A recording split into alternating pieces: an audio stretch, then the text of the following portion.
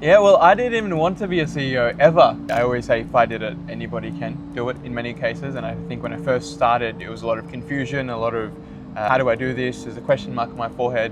So it was very emotional in terms of my response. And now, obviously, a couple of years into it, I've realized it's more about the responsibility. But at the beginning, I was very confused because I was never taught these things. I was never taught leadership. So it was a lot of failing, making mistakes, learning from it, and going from there.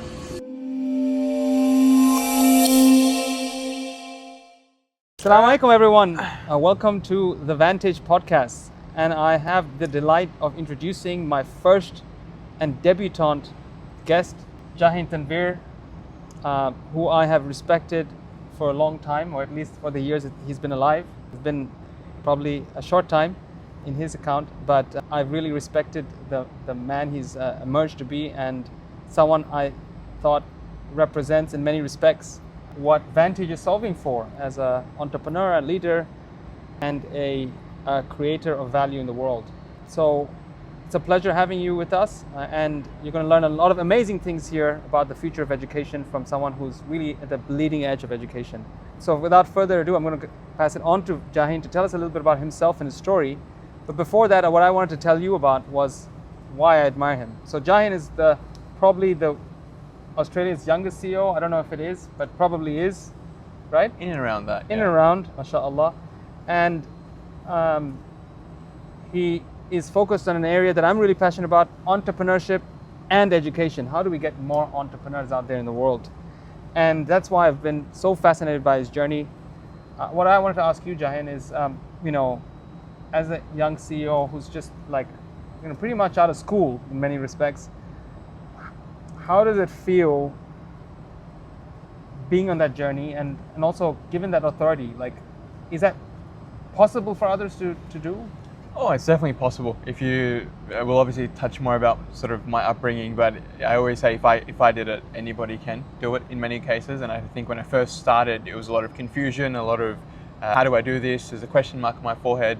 So it was very emotional in terms of my response. And now, obviously, a couple of years into it, I've realized it's more about the responsibility than the emotion side of things. When you've been given a task to do something that impacts a lot of people on the ground who need your support, need your sort of influence, I think, it's gotten much better. But at the beginning, I was very confused because I was never taught these things. I was never taught leadership. I know it's important. I know people management is important. I know business and entrepreneurship is important, but nobody ever taught me how to do it. So it was a lot of failing, making mistakes, learning from it, and going from there. So just walk us through, how did you get here? I wanted to be a CEO when I was 20. I didn't get that chance. Yeah, well, I didn't even want to be a CEO ever. It was never in the frame of thinking. So I grew up in Western Sydney. I took the very typical South Asian route of I've got to do something that pleases my parents. So that's what I did. I went to optometry school. I was planning to become an eye doctor. That was the goal. That was what I wanted to do. That was what I felt like I was going to leave a legacy behind. And as things go, I just didn't enjoy it. It wasn't fitting my personality. It was very one-dimensional, and I always felt like I had a bit more to give, but I couldn't with this degree and this occupation. And so, like every Gen Z, I always had this itch, and social media is such a beautiful proponent if you use it well, where I kept seeing videos on people starting their own businesses and side hustles, and I was like, what if I built a side hustle on the side? It doesn't have to be my full-time gig, just on the side, see if it works. If anything, I'll have fun with it. Hair's going all over the place. Sorry about the hair. And then I just went with it. I just decided. So what was the side hustle? Putting up videos? So when I was 20 years old, I started my first ever side hustle called Breathe. So growing up, I was a very shy kid, or in my culture, they say chup chap chele, which means a very quiet kid, just wouldn't talk. And I never was taught how to speak with people, never taught that human skill. And so I thought, now that I can talk relatively okay, what if I teach little kids how to speak confidently? They were never taught this, so what if I teach them and give that, what I wish I had, back to them? And so it was a education company teaching little kids public speaking education, just a side hustle on the side, create a bit of content around it just to build the audience. And in about 6 months, sold that company. That company got acquired and joined my new job as CEO. But it was all about putting yourself out there, testing what works, and the power of social media, basically. It's amazing. Do you think that other kids have got that capacity now to do that and at a younger age? I believe so. I think when we talk about things like social media or using tools for good, we always come to it from like a negative point of view, or don't spend too much time on social media, don't go on Instagram or TikTok, don't play video games. That's the usual rhetoric. But the things that you learn from those platforms and the people you meet and just the ability to understand there's a world beyond just your home and school, I think that creative element is something that we should be teaching young people how to use it for good. Yes, there's a lot of bad things out there, but if you can understand how you use it as a vessel to do your best and achieve your goals, that's what I did. I personally hate social media. I've never enjoyed it. I never liked the performative nature of posting photos. I thought it was quite useless as an act, but I was like, what if I told people about a business and maybe they would pay me for it? So I use it as a tool rather than just posting myself and being like, hey, I'm at the beach. It was more so, hey, I do this service. If you're interested, reach out. And so I sort of saw it as an opportunity rather than a platform for the sake of being a platform. And I think young people now understand that. It's just, in many ways, somebody has to tell them and show them that it's possible without just giving them a very one-dimensional viewpoint of how the world works. But you didn't learn any of this in school, did you? No, at school I was very much taught at a hiatus, go to university, get a job, get married, have kids. That's the metric of success. That's what my parents told me, which for good reason. That's stability. They're very much focused on emotional happiness and financial happiness rather than taking risks, being bold, being creative, because in many ways, in my culture, entrepreneurship was very much synonymous for unemployment because many people just failed. There was no role models in the society to show, hey, somebody did it, so you can do it too. It was very much like, look, they failed, so don't go there.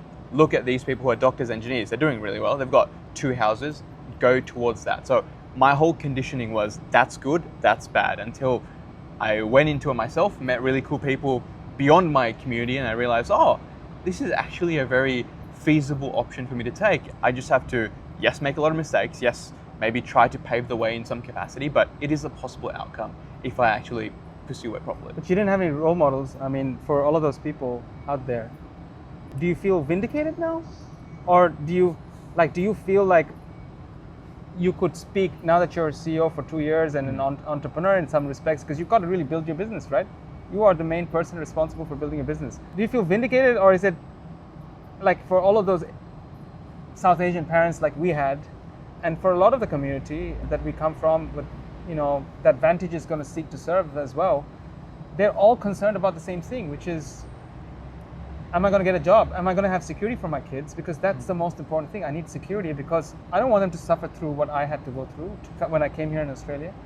Isn't that, are there pathways that are viable for young kids to explore? Like you're now, how many years in? 3 years now. 3 years. Do you feel like it's paying? Is it comfortable? Is it the traditional route, or is it far better, or is it far worse, or what is it? Yeah, I think it's quite subjective in the sense of what your goals are, your personal goals are. I think a lot of people enjoy the safety, the stability of a 9 to 5, and if that's your personality and if that's the ceiling you want to be around, by all means. I've always been a very stubborn, overly ambitious person. Nobody ever taught me how to do it, so I was always like, let me just stick to my lane. But I always had that creative element of, I want to do something that's like crazy, something extraordinary, something that people will look at and be like, if he can do that, I can do it even better than that. So almost set a bit of a standard. So I always had that, but I was very shy about it. I never would tell people. And so now, if anything, I see it more of being a positive reference point. I actually don't believe in the idea that you should have a lot of role models. I think role models is a concept that's quite flawed, because as human beings we're flawed. If you idolize someone for everything, they're going to make mistakes, and if that's tarnished, your whole idea of something will be tarnished. So I believe more on reference points, seeing somebody as a guide, see it as like a compass. Don't see them as everything as a character, or they're the best of that field. See them as a reference point of, hey, if they can do it, maybe I can do some degree or even better than that. Be that standard instead of being like, I'm going to be just like them. No, find your own flair, find your own passion, find your own personality, amplify that. So yeah, I think at the beginning it was a bit intimidating in the sense of everybody would ask me questions of how would you do it, and obviously at the beginning you're still starting out, you're obviously not making a lot of money or having a lot of influence because you're still trying to make a name for yourself. But once you find success and sort of build on that momentum and bring other people along for the journey, I think you realize the joys and the responsibility of being able to show other people that's possible instead of the monetary gains and all the individual achievements. So I think I've definitely enjoyed that part more. So you mentioned something about, obviously, you went to an Islamic school, one of the largest ones. Yeah. And as you know, I used to run an Islamic school, and my biggest gripe was what I didn't want for my kids, which is them to focus on ATARs, and they become one-dimensional human beings that don't have a personality because they're focused on solving for exams. But surely there's some good that comes out of the discipline and the quality of being in an environment which nurtures certain values, but also the disciplined life where you're competing with others. Was there any? How did that shape you? How did your schooling shape you? Yeah, it's quite interesting. I think when we reflect on school, I think, so most people graduate high school when they're 17, 18. I think the first 3 years, once you graduate, you're always complaining about school of, oh, I was never taught how to do my taxes or financial literacy or leadership, or, school was useless. Where am I going to apply this? And then you become 21, 22, 23, and you sort of think back, and your perception of school is more like, wow, like our teachers had so much on their plate. Like no wonder they couldn't teach us financial literacy. Like your perception changes completely. And so for me, there's this whole concept called the parental attrition that I learned recently, where it's the idea of, yes, we might have been deprived in some elements of, yes, we weren't taught this or X, Y, Z, but like you said, that also taught us other things that we would never have been taught if we didn't go through that. For example, discipline. I think coming from a culture that talked about discipline, habits, faith, that puts me very different from my other colleagues who might have not grown from that, who might have come from a very creative, freedom upbringing from their school, where you can do any extracurricular stuff, play sports, all this. We didn't have that. For us, it was very much academic focus, get a high ATAR, work hard. Yes, I may not have had the chance to play sports or musical instruments or any of the other things that my other peers right now or my colleagues experienced, but because I got to do that, I also learned a lot of things. So in many ways, the perspective is, yes, you might have been deprived or not have had the opportunity to do so, but it also allowed you to gain other skills that otherwise, if you had so much freedom and all those things, you wouldn't have picked up. So it's a bit of a balance. And I think, again, it comes back to what are your goals? What are your actual ambitions? Some people really love sustainability. They love a 9-to-5 that keeps them free to have dinner and go hang out with friends from 5 to 9, whereas other people want to work from 9 a.m. to 9 p.m. So whatever your goals are, as long as you can understand that and then pursue the options, I think that's the most important part. And I think school in many ways teaches you that, because you sort of understand, hey, I don't like maths, so for the rest of my life I don't want to do something that includes maths, or I really like English, so as a career I want to pursue English. So yeah, it's a bit of a balancing act. I never want to blame school for not giving me stuff. They did their best. It's ultimately my choice to choose what I want to do afterwards. Do you think your schooling facilitated you being entrepreneurial and nurtured that kind of experimental mindset, which you clearly have demonstrated and you continue to demonstrate, and it's hard for others to, and I think that's one of the biggest travesties of school, right? They force you to say, don't experiment, don't try things, because if you try, you'll get burnt. Like, do you think it actually did that in any way?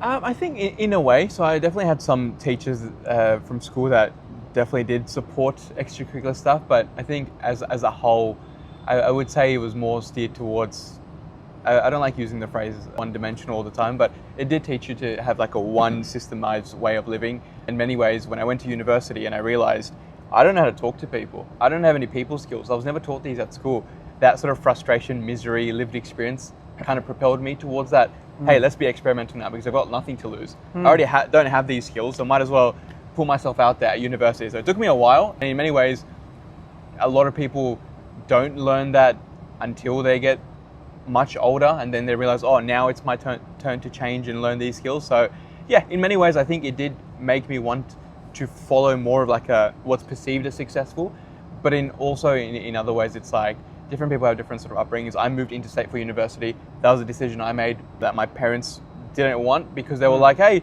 stay at home, eat our food. Yeah. But I was like, if I really want to break out of my shell, I don't want to be miserable like this. Let me try something else. So I always had that knack, and I think most people do have it. It's just the courage to act on it more than anything. And if you could like go back to school and be an educator, or even be in a position of responsibility, and hopefully inshallah you're already in a position there, and all the learnings you've seen from being in all the thousands of learners that you've impacted with the work you do at Australian School of Entrepreneurship, what would you do differently in education? I think the fundamental value I would teach every student is just curiosity. More than anything, understanding that everything you learn is very transferable. I think when I was in high school, I was very much the idea that if I'm good at science, that's all I'm going to do. I'm just going to be a science kid, that's my whole career. without ever being curious about maths or English. It was just like, I'm just put into this, I'm a science kid, I'm going to study biology, maths, physics, chemistry. Whereas the idea of economics or business studies, I was like, oh no, that's not for me, that's for business kids. So I would always be very funneled in, and it was very much like that mindset of, if I'm there, I'm just going to stick to it. So understanding that education fundamentally is about curiosity, and I would encourage every kid as you get older, as technology gets so much more perplexed but also awesome and fantastic, be curious about everything. Don't just pigeonhole yourself. Right now, even all the adults in the world, they've got 2, 3, 4 businesses, commitments, different things they're running. It's not just one career that they've got. And I never knew that. I was always under the mindset that I get a high ATAR, go to uni, get a job. For life. That's all I'm going to do. I'm going to be a doctor for the rest of my life. 9 to 5, go to sleep, repeat.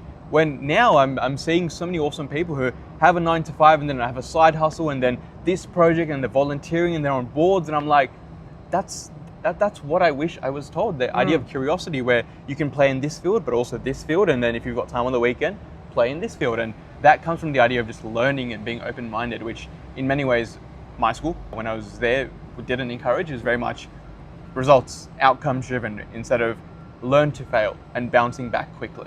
Yeah, that's awesome. So you mentioned curiosity. Are there specific subjects, like you literally teach entrepreneurship, right? Yeah. Like, are there specific subjects you feel that schools would, like, if you go back and now you're in your school, what are the subjects that, or disciplines or areas that you say, you know what, I would need to learn this. I need to learn these skills. Yeah, absolutely. Because that's curiosity. Right? Absolutely. So when people ask me that, my response is always, I would teach kids life skills. You know, in the corporate world, you hear employability skills, career skills, human skills. I think these are life skills. Things like public speaking, emotional intelligence, leadership, how to talk to people, critical thinking skills, conflict resolution, people management. These are things that you are never taught at school because there's no time, right? When you're learning biology, maths, English, period after period, there's no time to sit with a kid and say, you've got to grab coffees with a lot of people and network. Here's exactly how to network with people and hold a conversation. Nobody ever teaches you that. They expect you to learn that from extracurricular stuff or sports after hours, but they never teach you in that school environment. When in reality, in the school environment, you've got so many other kids to network with and chat with and learn these skills.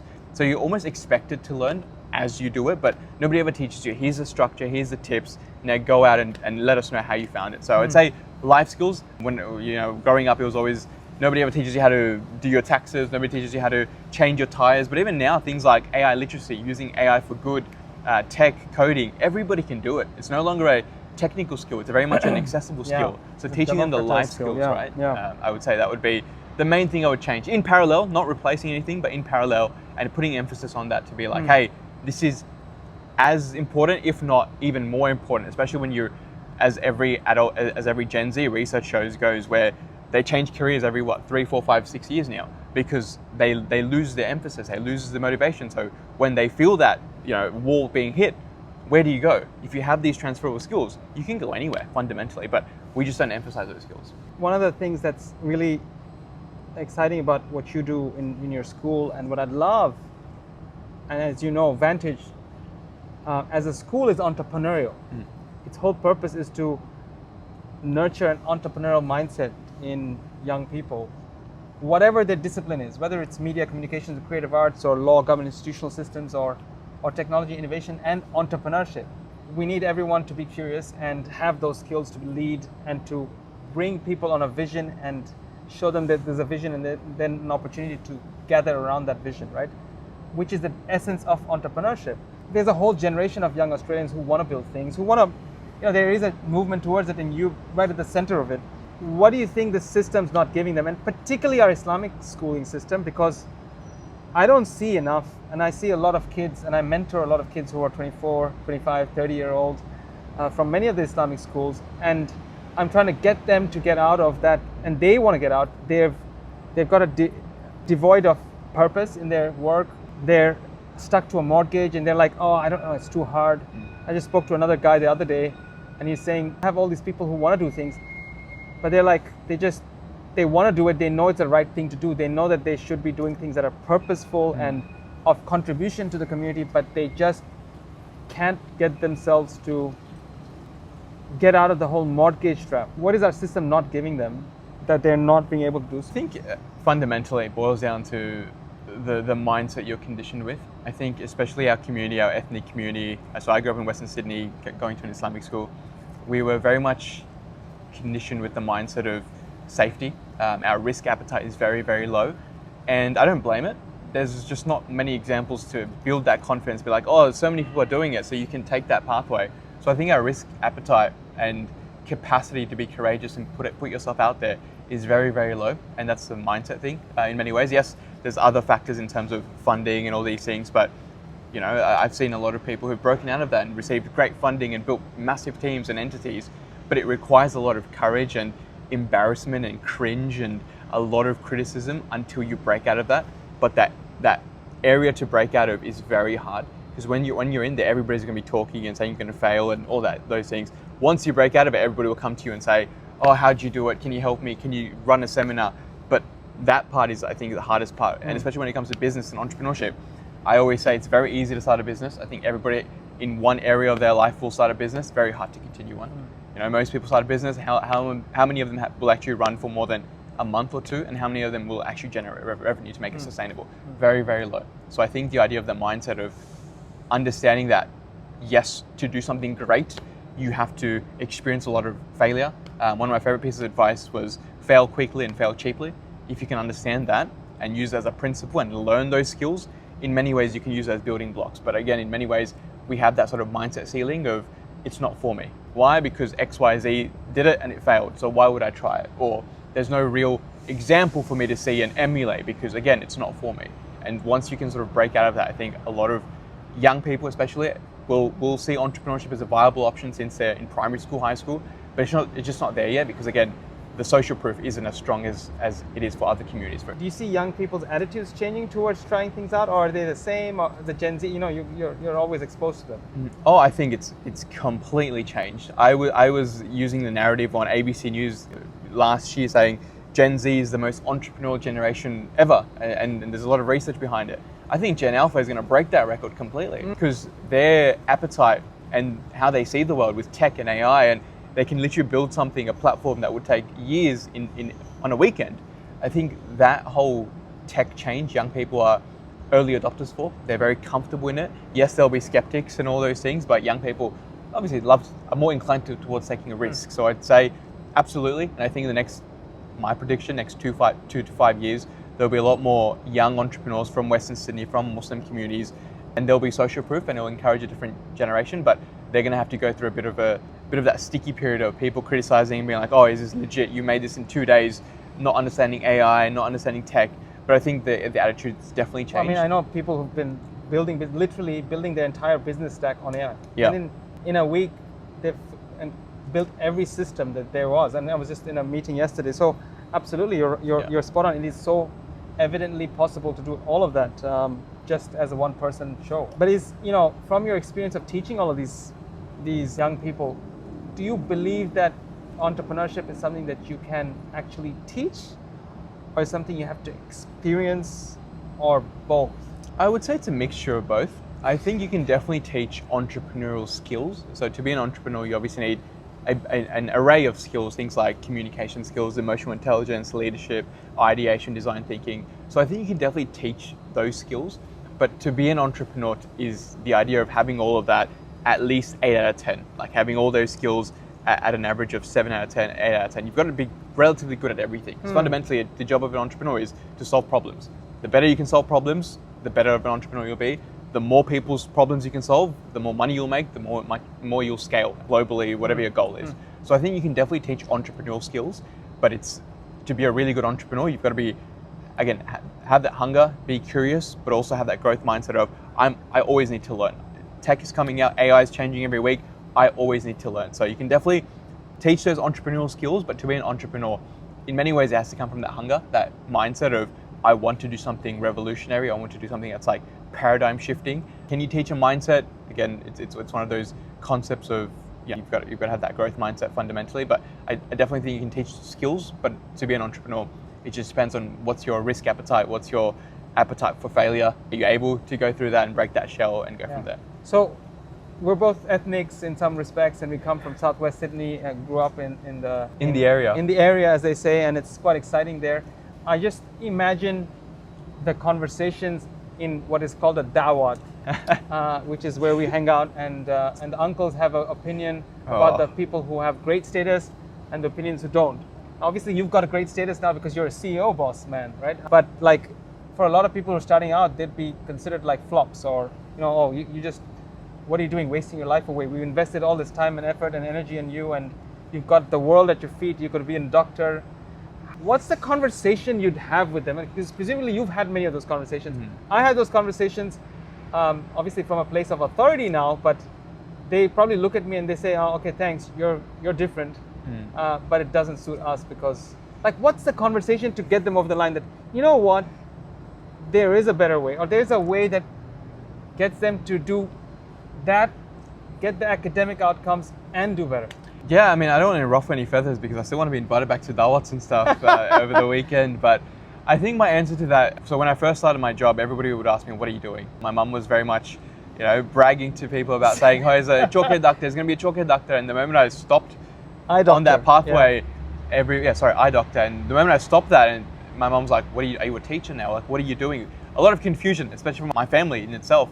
But I think that the answer to your question would be, I would actually tweak that a little bit of, instead of having the conversation, focusing more on the social proof. If people can see it, if people know what you're doing, that's enough for them to understand the value of it. So instead of me trying to go convince 5 uncles sitting on couches and being like, "Oh, uncle, the value of entrepreneurship, here's what I'm planning to do, my ambitions," they'll just see it as the weight of words, right? And everybody talks. Most people love yapping, especially at dawats. But if you can actually build something and have social proof that it works. If you're invited on ABC News sitting next to the minister and talking about what you're doing, that's enough social proof where they'll come to you and say, "I saw you on TV. What are you building?" Like, that curiosity comes from, again, social proof. Everybody talks. Everybody can start a business. It's very hard to keep a business going. And so I would actually tweak that and be like, yes, still respond and be respectful, but try to focus more on building something that's tangible and has social proof, whether you can sort of raise money from it and help a lot of people, or start a business here that they can see on billboards. But go to that level of, I don't like putting the word success out there too much. Visibility, awareness, where they'll come and ask you, "I saw you doing this. Tell me more." But you got that in a sector where there's a lot of visibility, right? If I'm building a logistics company and I'm doing an AI-based logistics company, you might not see me I'm a B2B business. You might not see me there, but like, if that's the bar, then I'll be like demotivated to do anything unless I'm a YouTuber with a channel or something like that, right? Like, it won't pass the pub test with our uncles. Yeah, but that's what I would say. It's a bit of a catch-22 where it's like, even no matter how stealth of a company you build, I think you should still focus on branding as much as possible. So you should be talking about it. You should be talking about it. You should be showing it, whether you pop up on LinkedIn, on Facebook, on WhatsApp. No matter how small or how stealth you build it, I still think personal branding, especially from a marketing point of view, is so important these days, because fundamentally no idea is ever original. You have your own twist to it, you have your own flair, talent to it, but everybody knows what it is or what industry it is. For you to be different, you've got to have something that makes you stand out and that makes you recognizable. So I think even if, no matter what capacity it is, have some level of visibility and articulation where they're like, "I'm curious." They don't have to know exactly what you're doing, but if they're curious about it, that's when you're just like, "So uncle, this is what I'm doing, and this is," hence why, like, you can sort of give them the visible proof. So live the entire story live on socials or whatever else. And you suggest the place to do it, because the uncles are probably all on Facebook. Is it on Facebook, or is it on YouTube, or is it on TikTok? Well, I mean, I don't use Facebook myself. I don't use TikTok. I just mainly use LinkedIn fundamentally. But I think, and you're hugely popular, mashallah. Alhamdulillah, I had the chance to sort of learn from how to build an audience and all that stuff. But I think fundamentally, even if you post on LinkedIn and the uncles aren't on LinkedIn, somebody the uncle knows will know somebody else that knows, and then communities will always find a way. Word of mouth is, I think, the strongest form of marketing in itself. So as long as you've built an audience in whatever platform, whether it's TikTok, whether it's Instagram, whether it's, I don't know, Snapchat, Twitter, at least build something on that. So word spreads, and people, when they think of you, they have some sort of identification of, "Oh, what do they do for work? Oh, they do this." It's an identifiable thing, instead of being like, "Oh, they're in finance." Great. That's it. That's the end of conversation. But if you can sort of have some sort of storytelling element, again, that's up to your goals, whether you prefer LinkedIn, Instagram, wherever your customers are, but have something that's identifiable, and word of mouth, if you do it really well, and if you make a lot of impact, it will always work. Just want to bring you down to Vantage. You obviously, you've joined Vantage as an industry advisory board member. the youngest one probably that we have, alhamdulillah, and I'm really proud of that. I was always looking for a way to work with you, and we're really blessed to have you. But when you saw the stuff, and obviously we're at pilot mode now, and inshallah we'll be live next year, and with kids all around in our Parramatta campus. What attracted you to Vantage? Well, I think fundamentally it's something I wish I had growing up. A lot of my career, a lot of my friends' careers is very much based on lived experience. We do X, Y, Z because we wish we had this, or we do this because we never got this growing up. And so when I saw Vantage and the prospect of Vantage, and also being a Western Sydney boy, I'm very proud to be from Western Sydney, even though it always had like a very big cloud of sort of judgment. Eels? I am a West Tigers fan, Benji Marshall fanboy till I die at this point. But yeah, I'm gonna have to tell Sonny Bill Williams about this. In Western Sydney. But it was very much the idea of like, when I think of the education system, yes, it's changed, but I don't think it's changed a lot from when I was in high school, which was 4 or 5 years ago. And so when I saw the prospect, I was like, this is something, again, I wish I had. I want to see my kids eventually have an education system that caters for them and their goals. And if I can play a small part in that, through my experience, through my lived experience, I think, it just felt like a no-brainer to sort of join like-minded people. And then what do you feel like you would want to contribute from your expertise? Because, we're using the industry advisory board to shape our curriculum, to help us shape the projects, help them to guide the kinds of projects that they do, get them to come and speak to the kids about what kind of role models, going to your point of visibility around what kind of trajectories they could have. The really powerful thing is if you can't see it, you can't do it. Yeah. And that's why we have those industry advisory boards to come in, periodically and give them the guidance, the hands-on guidance. So what would you want to contribute to Vantage? I think my main ambition would be bring as much industry experience as possible. So through my job at ASE, we've had the privilege of working with more than 1,000 schools, 80% of the unis across Australia, government, corporates like Westpac, Microsoft, Apple, Atlassian, Canva, you name it. These are industries I never thought I would be able to touch because I was, studying to be an optometrist, which was just one industry. And so having had the chance to work with so many industries and actively work with them from a relevant week-to-week basis, I want these students to understand that this world exists. You don't have to funnel yourself in just one, whether you want to work with the government or healthcare or Apple, Google, whatever it looks like. I want to bring what the workforce is looking for and put it into them, so they're like, hey, if I want to work for Google one day, I want to take this job, I've got to have this skill because the managers currently are talking about this. So that industry level, real life, relevant experience. When we talk about industry, I think in many ways it's quite a buzzword because people look at research from 2024 or 2025 or an event they went to in 2018.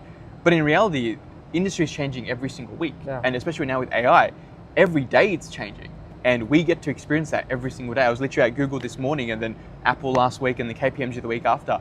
I get to ask them these questions of, hey, what are you looking for in terms of grads? And eventually these kids will be grads one day. And I want them to understand the culture that it would take to work at a company like this. And not only work at the company, hold really good roles there, not just for the sake of, oh, I work at KPMG. Yeah. No, I am literally the managing partner of KPMG. That's the ambition level that I want them to have. And so if I could bring that sort of insight and sort of lived experience, but also like that cheeky, hey, do more of this so you can get this job, that level of engagement I'd love to bring.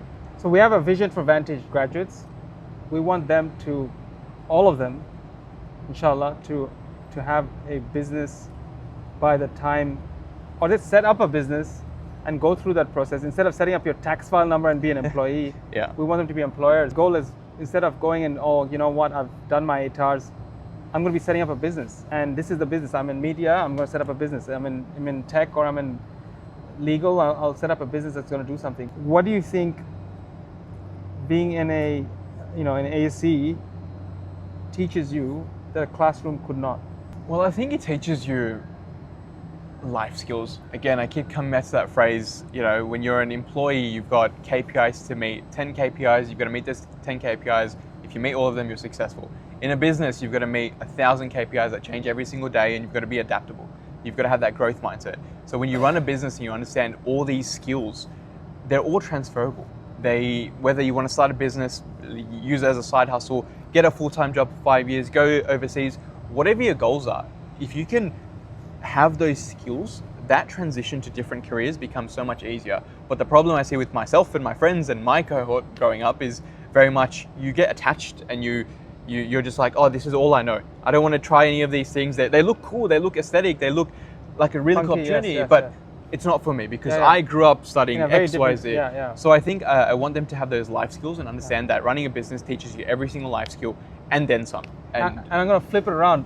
What's the biggest pain you didn't get taught about the real world that you wish you were taught about? Like, I mean, I don't know, horrible bosses or something else. Like something that, Yeah. that you know, you think, oh, I wish I knew how to manage office politics, because that's my biggest pain. yeah. I hate office politics. I can't stand it. Like, I mean, and if I had a crash course in office politics, I would probably be a much better leader now. Yeah. But what's your one?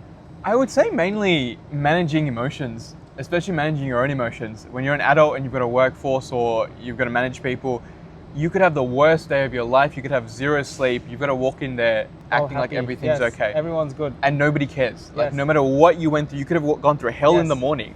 9 a.m. you've got to No go one- in. Nobody Yes. cares because Yes. everybody's got goals that you're getting paid to do X, Y, Z.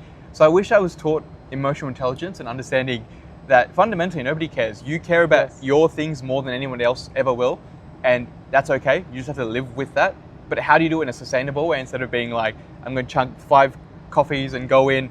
How can you build habits around that? How do you have frameworks? How do you find your own zen and just find that place? Nobody teaches you that. Nobody teaches you mental well-being from a lens of, we were always taught emotions and mental well-being from a, don't be depressed, don't be anxious. Nobody ever taught you. Just switch it off. Yeah. Just switch it off and put it in a corner. Everybody, it was always about overcoming it instead of Yes. managing it. Yes, So I would yes. definitely teach emotional management instead of overcoming it, because Yeah. you never overcome it. No matter where you go in life, you'll Yeah, always find absolutely. overwhelming stuff. It's Yeah. just about managing it and getting on with it. And what about all the, you're a CEO, you're a leader, and we want our kids to be not only entrepreneurs, but obviously to build companies that people gravitate towards. And one of the things I've found being a leader is you're having to manage emotions, but everyone else's emotions are coming to you because Yeah. you're the man who has to solve it. Yep. Yeah, I think as an addition to your point, knowing how to build relationships as well. We talk about tribes and communities and having people around you. It's really hard when you're starting out because different people have different goals. When I first started out and I said to my friends, I've got a business now, they were just like, what? When did this come from? We were playing cricket on Saturdays and I dropped it. I was like, I started a business. And they're like, why? Why would you even do that? So I think knowing how to build relationships and support systems is very important, but also, again, it comes to the whole idea of life skills. Understanding that nobody actually cares about your problems as much as you do.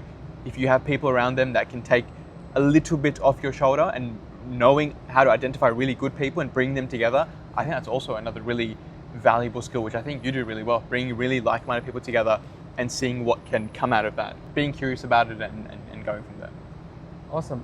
Thank you so much for your time. I want to end off with some really fun stuff. A few facts and quizzes for you. What would you say is the biggest peeve you had at school? Biggest peeve I had at school? I was really bad at maths, numbers. Anything to do with numbers, I was probably last in class every single year. Like, just the idea of numbers, I hated. And now, running a business, all I see is finance sheets and Excel sheets, and now we get to hire really good people to take care of that. But yeah, anything to do with numbers and maths, and it was just, I felt like I was doing so well at school, and then maths exam would come and I'm like, I don't know how to use a calculator. Like, I'm just really bad at it. And if there's a place that you'd like to work every day of the week, what would that be? In terms of company or? Or a company, a place? Oh, I love sports. I'm sports obsessed. Like I said, Benji Marshall fan, big fan of cricket, NBA. So anytime I get to work in sports fields or with sporting teams and teach them entrepreneurship and life skills, like these athletes, players who are making $500,000, $1 million a year and teaching them how to start their own businesses. I really like high performance, like high pressure stuff. I feel like most people as human beings, we thrive when we're under a lot of pressure, but we are afraid of pressure because it just doesn't feel nice. But then you see these athletes who are managing 50 billion things and starting their own businesses. I think that's really cool. So sporting themed things are always very exciting. I'm very excited about this because I'm trying to be a future matchmaker. How does someone find people like you to work with? Social media, again, we use it and we see it and we view it in a way that's very much we just consume. But if you actually use it for good and reach out to people and say, hey, here's what I'm doing, I can see what you're doing, I respect it, would love to jump on a Zoom call or a coffee. how much comes out of that, because people are so accessible these days, especially LinkedIn. Instagram, I get it, like people get lost in requests, but LinkedIn, you can literally message the CEO of any company. Yeah. It will pop up on their screen because that's how the platform's built. Yes. It will become a notification. So using it for good. So if you want to reach out, LinkedIn, Instagram, say hey. A lot of really cool things come when you're courageous enough to reach out and say That's hey. awesome. And what would you like to ask us about Vantage? Is there anything that you'd like to learn about? Is there anything that you'd want to be curious about? I think mainly, what's the 10-year goal? I understand the next 2-3 years of more grades joining year 7, year 8, year 9, year 10, but 10 years, like that'll be what, 2036? That's after the Olympics, which I feel like economically will be a very different world in Australia. What's the goal? You really want to hear? 100%. Okay, awesome. So we've got 3 streams, and hopefully, inshallah, we'll have many more streams going forward. But imagine cohorts of values-driven people who are principled. 10 years, 5 years down the line, they'd be coming out of school. Hopefully, they'd quit much earlier and say, you know what, I'm going to start my own thing. I'm going to become a YouTube star or whatever else that they want to be.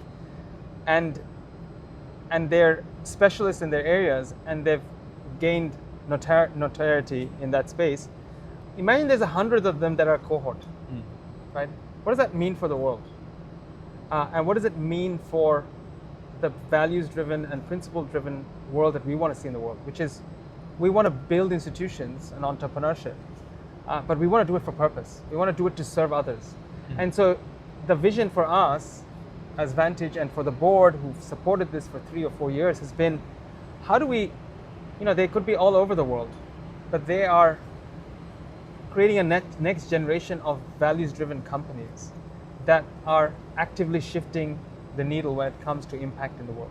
And you can, whether it's Patagonia or whoever else, we believe that there's no compromise between integrity and entrepreneurship. You can do amazing things in the world and be a high integrity, high trust, and do good for others, and deliver value. And that's effectively the kinds of individuals that we want to see in media, where, as you know, the narrative space has been destroyed by a lot of fake news, AI is generating content now. People want authenticity. People want real stories. People want people who can craft platforms that can actually, build real connection. Right? That's missing in law, government, institutional systems. We know how it's becoming so difficult for young people to have a voice. So how do you teach them from a young age that they can be an influence in society, right? Imagine there's hundreds of them coming out who are saying that they can be influential, who are saying that they know how to shape the system to reflect the values that we so much treasure.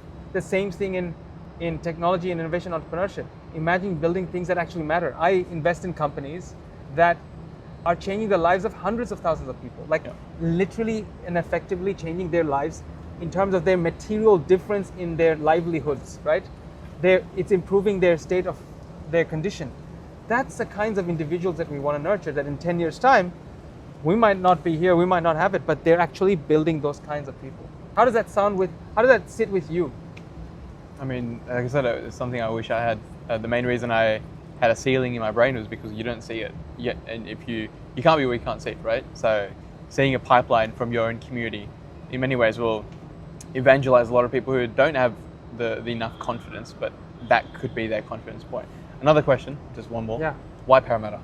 That's a great question. So we looked at a few things. The first is we weren't solving for sprawling campuses or anything else where we spend hundreds of millions of dollars making a campus. We were solving for how do we generate the learning ecosystem where these kids are exposed to the corporate world, they're exposed to connecting with the real world problems that people are facing, and our community in the West, which is where we grew up, are not exposed to the dynamism of the city or whatever else. So they're quite far removed because they grew up in these clusters where for 13 years they're in these, I would dare to say, ghetto-like conditions where they don't even interact with someone. You mentioned you went and you studied university at another state.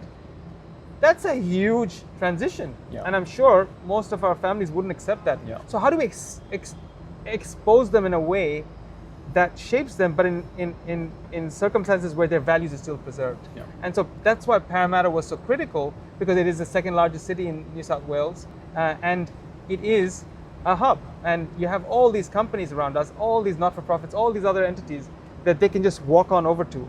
And then they have all the facilities around as well. But it was primarily because it's a hub.